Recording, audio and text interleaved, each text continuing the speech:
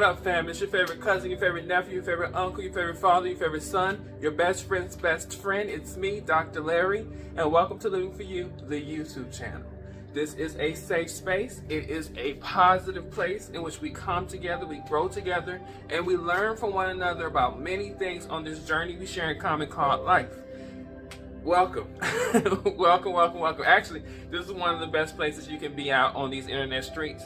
So come on and have a seat now. Let's talk about some real stuff, some deep stuff, some interesting stuff, some entertaining stuff. Let's just enjoy ourselves. To my loyal, faithful followers, family, that's what you are to me. I love you. Thank you so much for the continuous support. I look forward to reading your comments. I look forward to seeing that you liked or shared a video. I look forward to all of that, to you hitting me up on social media. Thank you. I love you, and I love your continuous support. Thank you so much. I send nothing but blessings your way. To those of you who watch the channel, who have viewed the videos, who like sometimes the videos, but have not subscribed to the channel, what are you waiting for?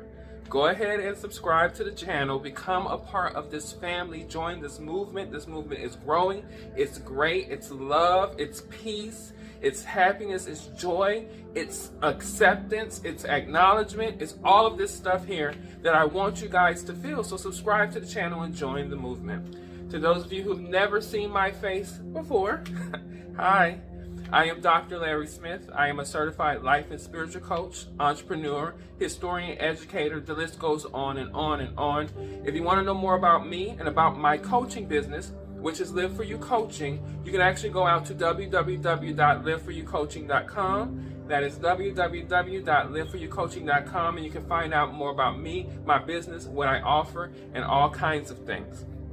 And if you want to keep up with me on a daily basis, you can follow me on social media at Dr. Larry Smith on both Instagram and on Facebook. That is Dr. Larry Smith on both Instagram and Facebook.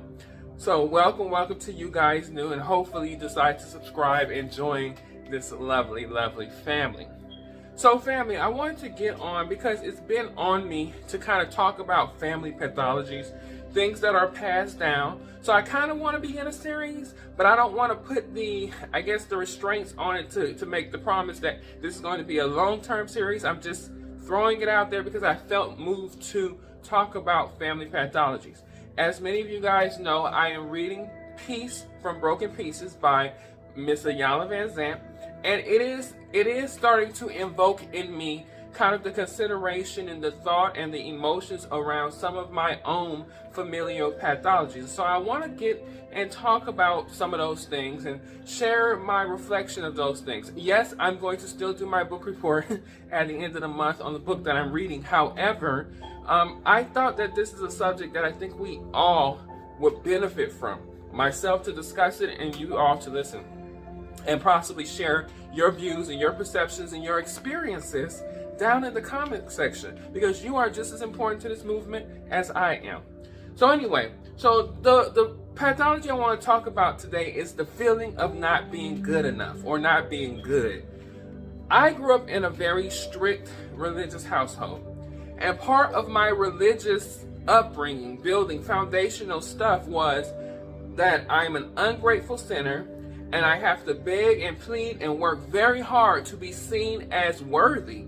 Even still, it's not going to change my lot as being an ungrateful, terrible person, but it will allow me to have God's blessing. I was taught that way, and that was just the foundation that spiritually, I could never be good. Spiritually, I could never be my best. I'm always in the quest of being the best, or trying to be better, or just dealing with my terrible state of being non-good, hoping that God would bless me and see me worthy enough to give me blessings. That is the foundation. So in a lot of us, especially in the African American community, but in so many other communities as well, we are taught those religious principles from the very beginning. So really, we're taught that there is no escaping being worthless. There's no escaping being considered bad or ungood or a sinner. And so that's the foundation. But then that same mentality, mindset manifests itself into our families. And I can recall from my own personal experiences, I would literally be an overachiever.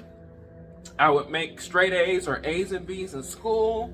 I was always a respectful child to my parents up until later on in my teenage years when I started to try to rebel a little bit. But throughout my formative years and going into my early childhood and whatnot, I was always respectful, trying to be honest, trying to be nice and kind and loving and all these other things. Because in that habit, I was trying to get accepted, or what I believe, accepted from my mom, accepted from my dad, and appreciated. And I wanted to be deemed as the good child.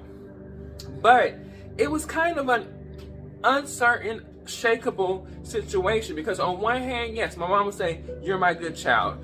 And in that same breath, she'll say, "You do what you're supposed to do. You're a good child. You do all of those things that good children do." But then when Mad Day came, or when there was a problem that arose, "Oh, you're not good. You're just like your dad." And now that was a very powerful thing, because it shaped in my brain that my daddy was a bad person, right? That was part of that construct. And given some of his actions, that construct that was placed before me mirrored some of his actions. So I was able in my own brain to just come to the conclusion that my dad wasn't a good person. And because of my mom saying, "You're just like your dad, you look just like your dad, you're named after your dad," and all of those things, when it was Mad Day or when there was a disagreement, that really bothered me, because I didn't want to be like him, who I had been conditioned to believe was a bad person. I didn't care about his childhood trauma. I didn't care about him not growing up and him growing up as he was trying to be a father. I didn't care about none of the pathologies and the lessons and the stuff that he built up as his own foundation in his childhood, seeing that he was a child trying to raise children. All I saw was this bad man, and my mom's comparing me to this person, so I'm not a good person. And parents, you ought to really know that when you say things like that to your children, it's a two-edged sword. You're developing a harsh relationship towards that parent, but you're also making that child's self-esteem and worthiness goes down. What I have noticed in my experience with my clients, in my own personal life, looking around and observing other people's experiences and having conversations with other people, that this is a common phenomenon. And I want to specifically talk to mothers. Mothers, you have such a power over your children. Whether you know it or not, whether you acknowledge it or not, or whether you fall into that position or not, even if you're the quote-unquote off best mom or the quote-unquote off worst mom, either way, you're going to make an impression that is deeply woven into the fabric of who that child is. So if your criticisms are overwhelming, if all you do is yell at them or talk down to them or tell them how they're not good or berate them, that's the image of themselves that you're creating. They'll never feel good enough. They'll never feel worthy. They'll never feel welcomed into anything because they're not good in their minds, because you're creating that image for them. And I know on the flip side of that especially, like I said, I can speak for Black community, Black women, Black children, our experiences, Black men, when I say it comes across for them sometimes as a power play. That I have to be strong, that I have to be powerful, that I have to be aggressive in order for my child to respect me. And I'm here to be the first to tell you, that's a slave mentality. That you got to put fear in your child in order to get your child to respect you. That comes directly from the plantation. We know that plantation owners wanted slaves to be scared of them to avoid slaves doing all kinds of things, running away, breaking rules, or worse. And so the culture was a culture of, I'm going to make you more scared of me than I am of you. Whereas parents in my community have picked up that, and I've heard all kinds of things from my parents and other parents say that you should fear your parents. Fear was equated to respecting your parents, kind of how people have a reverence, a fear of God beyond reverence, but an actual trembling, timid fear of God. That was supposed to be the fear you have for your parents. And I've heard it, and I'm sure multiple people out there have heard this line: I brought you into the world, and I can take you out of the world. That line in itself is denoting to that child that I have control over your existence. So when you tell in the same breath someone that you've put them in this world and you can take them out, you have control over their existence, and you tell them that that existence isn't good, what pathology do you think you are building in that child? Many times parents don't even consider the power of their words. Yes, children will see what you do and will mimic what you do, sometimes consciously and unconsciously, but your words also are part of the seeds that are being planted into that person's hood, into that personhood, who that person sees themselves as, and how they see other people. So this pathology that we built in our children of not being good enough, of never being sufficient, is a problem that many people have well into their adulthood.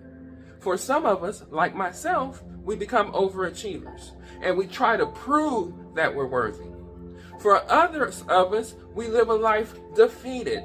And so we live in the expectation that you have it for us. If we were never good, if we were not worthy, if we were bad, or if we were terrible, all these things, you actually have children who, through their adulthood, they live in that place. And they act out the reality you've created for them.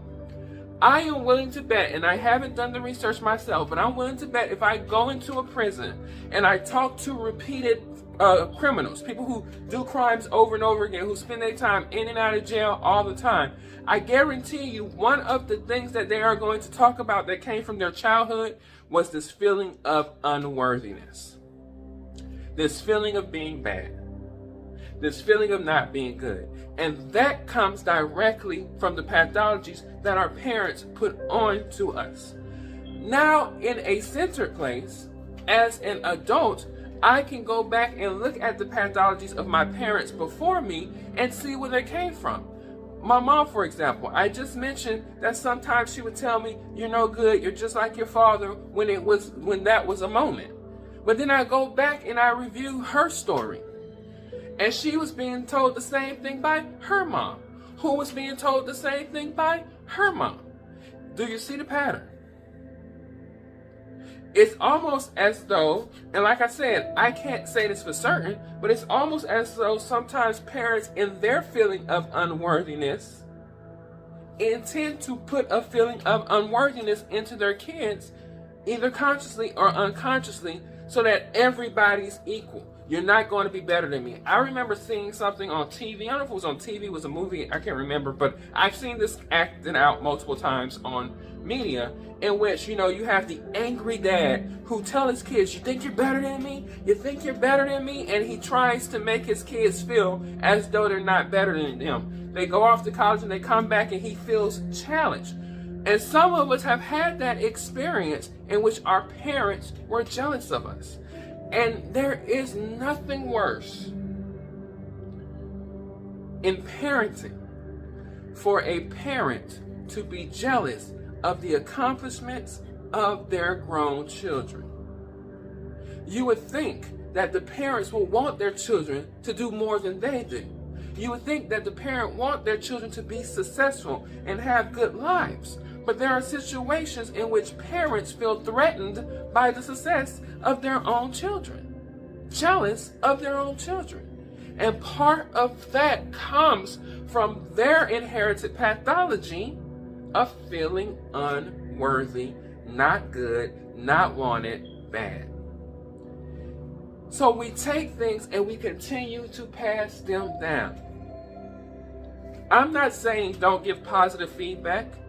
Don't try to help align your children with what you feel is best for them or what you have experienced and that you know would be a best path for them. But don't do that through the lens of critique and criticism and putting down. Because as humans, we take those things and we weigh them to try to understand who we are. That is a typical human trait. So if you hear it all the time, that's what you're going to believe. And as I started, this was a foundational principle in my spiritual walk. Don't even get me started about the toxicity that exists in some of our spiritual walks that we have normalized as good. But this toxicity of not feeling good, not feeling worthy, not being appreciated for who I am because it was considered something bad, was in the foundation of my spiritual walk, only to have it reinforced in my experience from my parents and other adults around me. So it was hurt on top of hurt, trauma on top of trauma, mind conditioning on top of mind conditioning that led me to have a very, very, very low self-esteem.